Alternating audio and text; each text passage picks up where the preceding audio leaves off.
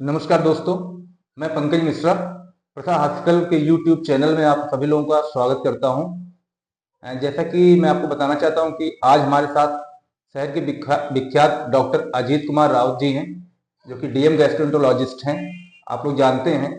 तो आज हम लोग जो है इस आय के वायर संक्रमण के बारे में बात करेंगे, क्योंकि आप लोग जान रहे हैं कि day by day bacterial infection की कंपेरेटिवली संक्रमण बहुत ही कॉमन डिजीज होती जा रही है, जिसमें हेपेटाइटिस सी और बी है। तो उसके बारे में हम डॉक्टर साहब से बात करेंगे, उसकी विस्तृत चर्चा करेंगे। तो डॉक्टर साहब, आपका बहुत बहुत स्वागत है चैनल पे। और पहले तो सर थोड़ा सा अपने बारे में आप बताइए, अपना एजुकेशनल बैकग्राउंड और आप कहाँ के हैं, क्योंकि कानपुर के तो आप नहीं लगते हैं, तो कैसे यहाँ आना हुआ, इसके बारे में थोड़ी सी जानकारी दें। धन्यवाद पंकज जी, आपने इस यूट्यूब शो में बुलाने के लिए मुझे। मेरा बैकग्राउंड तो वैसे डिफेंस बैकग्राउंड है। मेरे फादर एयरफोर्स में थे और मेरी स्कूलिंग देश के विभिन्न शहरों में हुई है। मैंने जो ग्रेजुएशन है MBBS Madras medical college Chennai से किया है। उसके बाद पोस्ट ग्रेजुएशन मैंने अपने प्रदेश की राजधानी लखनऊ में KGMC से किया है। और फिर मैं DM करने के लिए, यानी कि सुपर स्पेशलिटी करने के लिए GB Pant hospital new Delhi में किया। और चूंकि मेरी शादी कानपुर में हुई है, तो हम लोगों ने यहाँ पे कानपुर में सेटल होने का सोचा। और आज मुझे यहाँ पर लगभग 10-12 साल हो गए हैं प्रैक्टिस करते हुए, शहर को गैस्ट्रो की सुविधाएं देते हुए, और मुझे ये शहर बहुत अब रास आने लगा है। धन्यवाद। Nice sir, nice sir.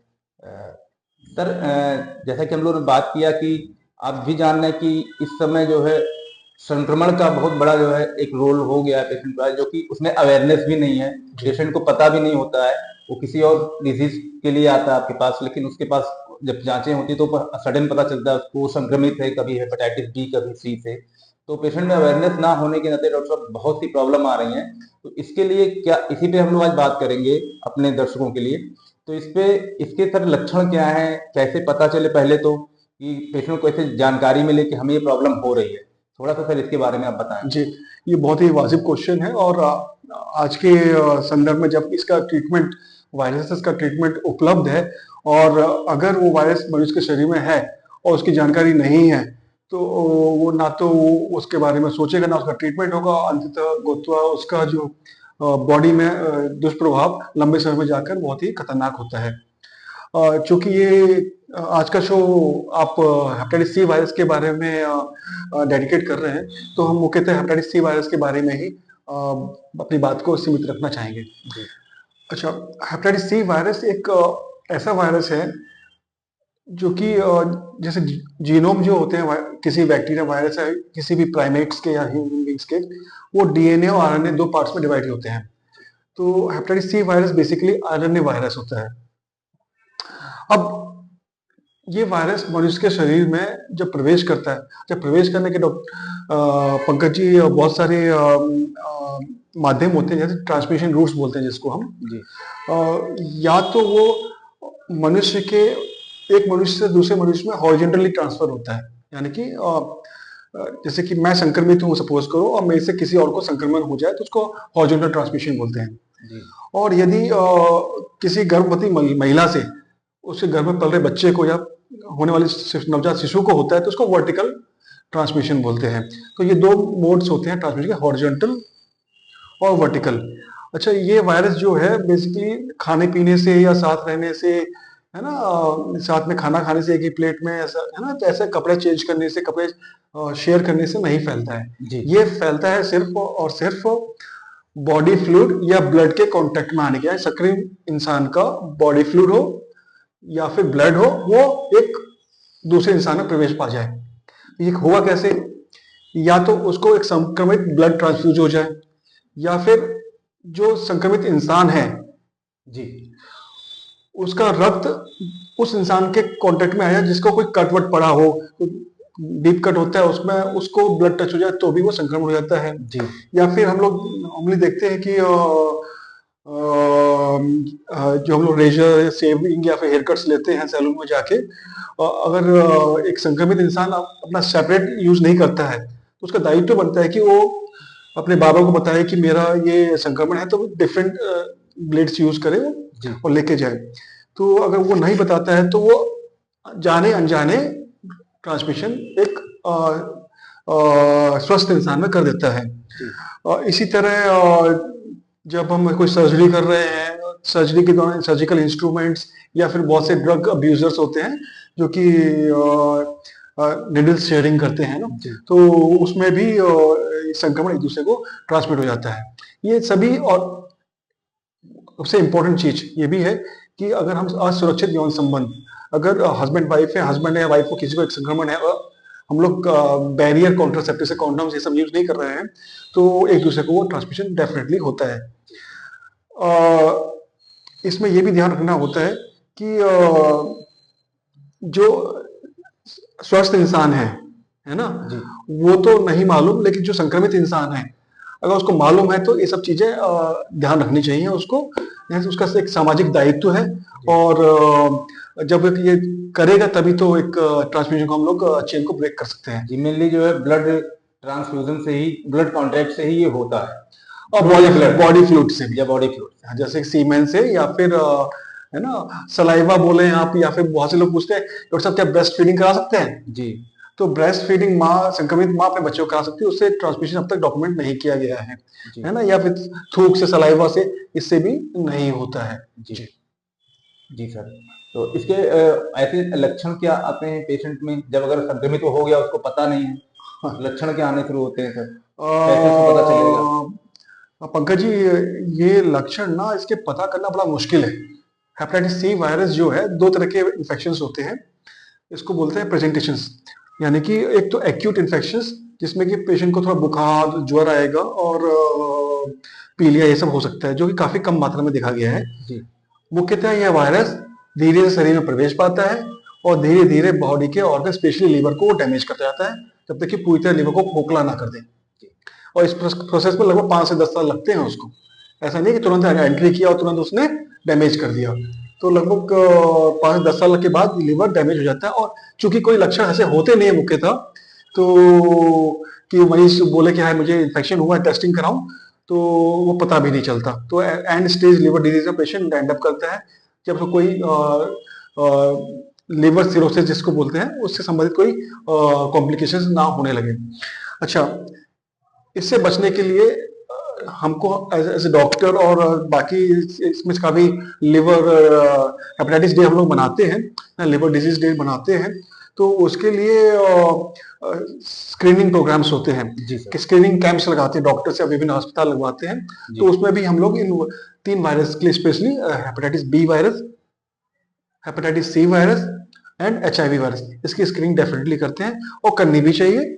और अमूमन ये वायरस जो है किसी को ऐसे ही पता चल जाए, यानी कि स्क्रीनिंग के प्रोग्राम के दौरान पता चल जाए, तो उसका ट्रीटमेंट बहुत अच्छा और सक्सेसफुल हो सकता है। इसका मतलब साल में एक बार स्क्रीनिंग एज अवेयर होने के नाते करा लेना चाहिए आज के टाइम में। ये थोड़ा ज्यादा हो जाएगा, लेकिन हाँ, अब तक किसी की स्क्रीनिंग नहीं हुई है सपोज करो, तो उसकी स्क्रीनिंग डेफिनेटली एक बार हो जानी चाहिए। और या फिर उन लोगों की स्क्रीनिंग होती रहनी जिसकी कोई ऑपरेशन कराया है, या कोई ब्लड ट्रांसफ्यूजन कराया है उसने, है ना, या फिर किसी तरह का कट लगा हुआ है उसको, जो कि संक्रमित संभवतः हो सकता है, तो उसको रिपीट स्क्रीनिंग करानी। अदरवाइज एक टाइम स्क्रीनिंग कराने से पर्याप्त होता है। अच्छा डॉक्टर साहब, इसके लिए जो है मेडिसिन उपलब्ध हैं कि नहीं उपलब्ध हैं, या इसके अगर मान लीजिए फैमिली हिस्ट्री हो गई तो और लोगों को बचाने के लिए इसके लिए वैक्सीन उपलब्ध हैं जो कि ना हो और किसी को बच जाए लोग? अच्छा, ये बहुत महत्वपूर्ण क्वेश्चन है, क्योंकि हमें ये जानना जरूरी है कि इसका एक अगर हम early during the screening programme, यानी कि पेशेंट को तकलीफ नहीं थी और उसने किसी और चीज के लिए अपने डॉक्टर को दिखाया और डॉक्टर ने डेफिनेटली इसको स्क्रीन किया और स्क्रीनिंग के दौरान उसको पता चल गया पंकज जी, तो उससे बेहतर कुछ नहीं हो सकता उसके लिए, जी है ना। अगर स्क्रीनिंग के दौरान पता चल रहा है तो उसको डेफिनेटली उसका ट्रीटमेंट कराना चाहिए। इसका बहुत अच्छा, और अब आज के समय में तो बहुत ही सस्ता ट्रीटमेंट हो गया है। पहले ये एक पेशेंट को ट्रीट करने के लगभग 80-84 लाख रुपए लगते थे, और आज के जमाने में ये 30-35 हजार के अंदर ट्रीटमेंट कंप्लीट हो जाता है। तो 80-84 लाख, और अभी 30-35 हजार का पूरा कोर्स होता है। बहुत ही कोर्स आसान। लगभग, हाँ जी, बहुत आसान हो गया। जी और ये जो है कोर्स लगभग 3 महीने का होता है मैक्सिमम लोगों में, जी और कभी कभी हम लोग उसको 6 महीने तक एक्सटेंड कर सकते हैं। जी और बहुत ही अच्छा ट्रीटमेंट है इसका। और इन्फेक्शन क्लियरेंस रेट जिसको बोलते हैं, इरेडिकेशन रेट, वो लगभग ये समझ लीजिए टू ट्यून ऑफ 95-96% है। जी और दूसरा जो आपका क्वेश्चन था, वैक्सीन। वैक्सीन तो पंकज जी ऐसा है कि अभी तक तो इसकी वैक्सीन नहीं बनी है। बहुत सारी मुश्किलात आती हैं इसमें, जी क्योंकि ये वायरस फ्रिक्वेंटली अपने आप को मुटेट करता रहता है, और बॉडी की एंटीबॉडीज के आगे जो बनती है वैक्सीनेशन प्रोग्राम के शेड्यूल के दौरान, वो नहीं बन पाती है। तो अभी तक आज की तारीख में तो कोई effective vaccine hepatitis C virus के लिए नहीं बनी है। नहीं बनी। तो फैमिली मेंबर्स को बचाना है तो सिर्फ और सिर्फ ध्यान रखना पड़ता है जी कि वायरस संक्रमित से स्वस्थ इंसान में ना घुसे। बट आज की तारीख में वैक्सीन नहीं बनी है। हाँ, हेपेटाइटिस बी वायरस के लिए डेफिनेटली बहुत ही सक्सेसफुल और बहुत ही किफायती वैक्सीन है, जिसका सिंपल एक शेड्यूल होता है 016 जिसको बोलते हैं। यानी कि आज की तारीख में, फिर उसके 1 महीने बाद, फिर 6 महीने बाद 3 शेड्यूल में वैक्सीन लगती है हेपेटाइटिस बी वायरस के लिए। But unfortunately hepatitis C virus के लिए आज की तारीख में कोई भी वैक्सीन उपलब्ध नहीं है। जी डॉक्टर साहब, ये अच्छी बात है, बी के लिए है। अच्छा डॉक्टर साहब, एक चीज और, एक हमारे अच्छा मतलब। पंकज जी, एक चीज और बोलना चाहूंगा इसमें मैं, सॉरी जी आपको इंटरप्ट कर रहा हूँ। जी अगर कोई इंसान hepatitis B virus C virus से संक्रमित है, जी हाँ, उसको वायरस सी के लिए तो वैक्सीन नहीं है। पर दोस्तों, उसको हम हेपेटाइटिस बी वायरस से प्रोटेक्ट कर सकते हैं अगर उसको वैक्सीनेट पहले नहीं किया गया है, जी ताकि फ्यूचर में, बिकॉज को इन्फेक्शंस या फिर सुपर इन्फेक्शन बी वायरस से हो सकता जी है ना। तो जब सुपर इन्फेक्शन यानी कि पहले से वो सी का पेशेंट है, जी उसको बी का इन्फेक्शन ना हो, तो उसको हम डेफिनेटली हेपेटाइटिस बी वायरस से वैक्सीनेट कर देना चाहिए। जी, तो उसको बी से बचाया जा सकता है। हाँ, फ्यूचर में डेफिनेटली। जी। अच्छा डॉक्टर साहब, जैसे हेपेटाइटिस सी का है, आपने बोला ट्रीटमेंट है और उसका ट्रीटमेंट हो जाएगा, अच्छा रिजल्ट है 3 महीने बाद। तो क्या जब उसका ट्रीटमेंट हो जाएगा तो फिर वो फैमिली के साथ रिलेशन में इजीली पहले की तरह रह सकता है, या उसके बाद भी उसको वायरस का डर रहता है, या खत्म हो जाता है एकदम से पूरा? जैसे कि मैंने बताया पंकज जी आपको कि वायरस के रहते हुए भी ट्रांसमिशन रेट्स बहुत कम हैं इसके, जी पहली चीज। और ये सिर्फ ब्लड के कांटेक्ट में आने पे होता है, या जी फिर बॉडी फ्लूइड यानी कि सलाइवा, यानी कि आपके जो बोलते हैं इसको सीमेन से। जी अदरवाइज इसका ट्रांसमिशन रेट बहुत कम है। लेकिन हाँ, चूंकि बोलते हैं ब्लड वायरीमिया लोड है ना, अगर हम उस पेशेंट को जिसको कोई अभी तक कोई सिम्टम नहीं है, कोई लक्षण नहीं है, जी लेकिन हेपेटाइटिस सी वायरस पता चला है, जी क्योंकि हेपेटाइटिस सी वायरस धीरे धीरे शनय शनय लीवर को डैमेज करता है। और ये चूंकि बहुत लंबा अंतराल होता है, लगभग 10 लग जाते हैं उसमें। तो ऐसा प्रोसेस ना हो, यानी कि उसका लीवर डैमेज ना हो, तो उसके लिए वायरस के लोड को बॉडी में कम करना है। जी पेशेंट बोला मुझे डॉक्टर साहब कोई लक्षण ही नहीं है, तो इतना महंगा 30-35 हजार भी महंगा ट्रीटमेंट होता है पंकज जी, जी तो मैं इतना कॉस्टली क्यों करूं, है ना। जी जी तो उसको ये समझाना बहुत जरूरी है कि आपको लक्षण नहीं है, बट ये वायरस का लोड ऐसे ही रहा बॉडी के अंदर, तो आपकी जो लिवर है वो उसी तरह खोखली हो जाएगी जैसे कि एक लंबे समय से शराब पीने वाले शराबी इंसान की होती जी सर। है ना। तो डेफिनेटली उसका ट्रीटमेंट होना था, और बिकॉज बहुत शॉर्ट ड्यूरेशन का ट्रीटमेंट है, और उसके बाद सर हमको सर्वेलेंस करना पड़ता है। यानी कि आप 6 महीने या साल भर में एक बार हम लोग आरएनए टेस्टिंग करते हैं कि वायरस का दोबारा मुंह तो नहीं उठ रहा है, दोबारा सर तो नहीं उठा रहा है वो, जी है ना। इसके चांसेस 4-5% से ज्यादा है नहीं, क्योंकि इसका जो इरेडिकेशन रेट है, वायरस क्लियरेंस रेट है दवाइयों का, ये लगभग 95-96% है।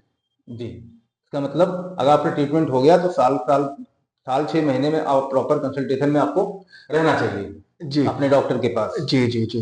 और अपने वायरस लोड को कराते रहना चाहिए डॉक्टर के परामर्श के बाद ही। जी। अच्छा डॉक्टर साहब, एक चीज और पूछना था। अगर किसी लेडी में हो गया और वो प्रेगनेंसी अडॉप्ट करना चाहती है, तो क्या उसके लिए रिस्क रहेगा, या वो कर सकती है इजिली? इसमें क्या कहेंगे सर आप? हाँ, ये काफी पेशेंट्स ऐसे आते हैं जो कि पहले तो वायरस का लीवर में संक्रमण सुनते ही बहुत घबरा जाते हैं, और बहुत से न्यूली वेड कपल्स होते हैं, जी तो वो सोचते हैं कि मैं बच्चा हम लोग गर्भ धारण करें कि ना करें, जी करें तो मेरे बच्चे होने वाले बच्चे को क्या रिस्क रहेगा। ये फ्रिक्वेंट क्वेश्चंस होते हैं ये पंकज जी इसमें। तो पहली चीज तो ये है कि ऐसे जो न्यूली मैरिड और जो कपल्स होते हैं, ये डेफिनेटली अपना स्पेशली जो दोनों में से कोई एक इन्फेक्टेड है तो वो अपना डेफिनेटली गर्भ धारण कर सकते हैं वो। और ट्रांसमिशन रेट्स इसके माँ से बच्चे में पल रहे बच्चे, गर्भ में पल रहे बच्चे काफी कम है। अच्छा, ये वायरस जो है अगर उसको जो इंसान को लिवर सिरोसिस नहीं हुआ है तो उसकी फर्टिलिटी में कोई अंतर नहीं आता। जी सर। ठीक है ना। उसका जो जो कंसेप्शन है, जो कंसीविंग पावर है वो वैसी रहती है जैसे नॉर्मल इंसान की होती है। तो वो कंसीव कर सकती है महिला, और वंस वो कंसीव कर लेती है तो उसके बाद उसके घर में पल रहे बच्चों को इसका ट्रांसमिशन बहुत ना के बराबर है। ऐसे पेशेंट्स में ऐसे महिलाओं, पेशेंट नहीं बोलूँ, महिलाओं को जो कि संक्रमित है उनको हमको गर्भ धारण करने से पहले ये बता देना चाहिए कि आपको पहले इसका ट्रीटमेंट कर लीजिए जी। 3 महीने का ट्रीटमेंट कोर्स कर लीजिए, वायरस का लोड खत्म हो जाए आपका, उसके बाद गर्भ धारण करिए। क्यों? इसका रीजन है कि अगर उसने गर्भ धारण कर लिया वायरस लोड होते हुए भी, तो हम ये, क्योंकि ये टेरेटोजेनिक ड्रग्स हैं, है ना, क्योंकि अगर हम गर्भ धारण किया हुआ है उसने और उसको फिर हम ये एंटीवायरल दवाइयां दें तो पंकज जी वो बच्चे के लिए नुकसानदायक होती है जी, है ना। तो ऐसी महिलाओं को पहले हम या तो ट्रीट कर दें गर्भ धारण करने से पहले, या फिर अगर उन्होंने गर्भ धारण कर लिया और उस दौरान वो उनको पता चला कि हेपेटाइटिस सी वायरस है जी, तो उसकी प्रेगनेंसी को कंप्लीट होने दें। पहले 9 महीने की प्रेगनेंसी कंप्लीट हो जाए, बच्चा पैदा हो जाए, उसके बाद उसको हम लोग ट्रीट करें। बट प्रेगनेंसी के दौरान एंटीवायरल ड्रग्स नहीं देते। ठीक है ना।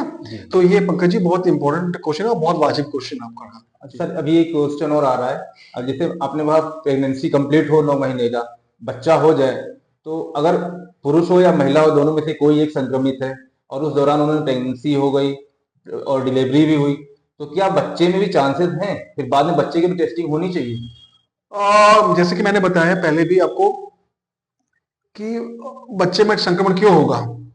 बच्चे में एक संक्रमित माँ से या संक्रमित पिता से संक्रमण हो सकता है, बट वो संक्रमण का जो ट्रांसमिशन होगा अब वो वर्टिकल नहीं रहा, अब वो हॉरिजॉन्टल हो जाएगा, तो वो एक सेपरेट इंडिविजुअल हो चुका है जी। तो एक हॉरिजॉन्टल ट्रांसमिशन यानी कि एक इन्फेक्टेड इंसान से एक स्वस्थ इंसान में होने के लिए जो मोड्स होते हैं, यानी कि ब्लड का होना, बॉडी फ्लूइड का होना, यही हो सकता है।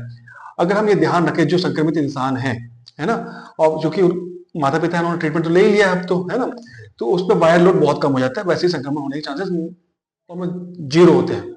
ठीक, बट फिर भी हमको पूरा ध्यान रखना होता है कि माँ का या पिता का जो भी संक्रमित है उसका ब्लड जो है बच्चे के ब्लड से कांटेक्ट में ना आए, पहली चीज।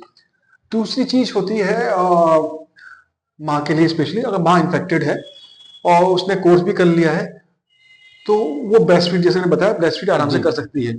बट एक चीज स्पेशली ध्यान रखना होता है कि ब्रेस्ट फीडिंग के दौरान जो निपल्स होते हैं वो क्रैक हो जाते हैं, उससे ब्लड ओजिंग हो सकती है, बच्चा या फिर जोर से सक कर सकता है, तो ब्लड बच्चे के मुंह में जा सकता है। तो ब्लड बच्चे के मुंह में जाने से कोई प्रॉब्लम नहीं है, बट अगर बच्चे के मुंह में कोई कट है, कोई अल्सर है, कुछ हो जाता है, उससे वो वायरस उसमें आ सकता है।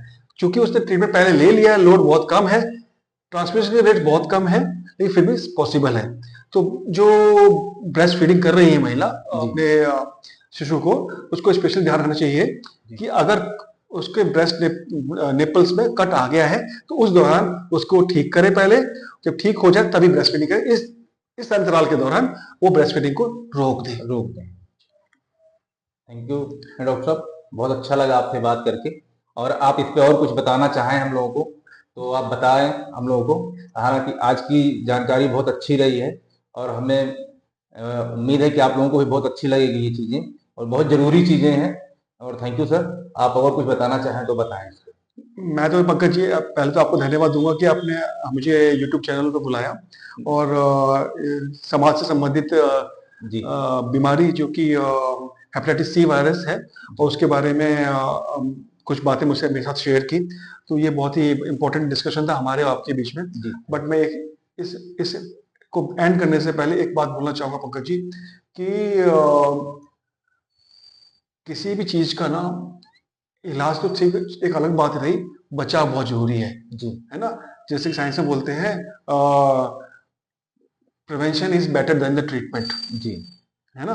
सो प्रिवेंशन बहुत जरूरी है। प्रिवेंशन के लिए हम तभी हेपेटाइटिस सी वायरस का प्रिवेंशन कर पाएंगे जब उसका स्क्रीनिंग करें। तो दोस्तों, जिसका स्क्रीनिंग नहीं हुआ है हेपेटाइटिस सी वायरस के लिए, इस टॉक में तो सी वायरस की बात कर रहे हैं, but C virus, B virus या HIV वायरस के लिए जीवन में एक बार तो कराना ही चाहिए, पहली चीज। यदि आपको कोई सर्जरी हुई है, यदि आपके ऊपर कोई ऑपरेशन हुआ है, या कभी ब्लड ट्रांसफ्यूजन हुआ है, या फिर आपका किसी अनजाने से कांटेक्ट हुआ है, यानी कि सेक्सुअल कांटेक्ट हुआ है अनप्रोटेक्टेड, तो डेफिनेटली अपने आप को इन तीनों वायरस के लिए स्क्रीन कर लेना चाहिए। ये मैं एक समाज को संदेश देना चाहता हूँ। जी Pankaj ji. Thank you sir, बहुत अच्छी बात है। Thank you sir. बस इसी बात के साथ मैं अपना आज का जो सेशन है क्लोज करता हूँ। थैंक यू, आप लोगों ने टाइम दिया, बहुत बहुत धन्यवाद। धन्यवाद।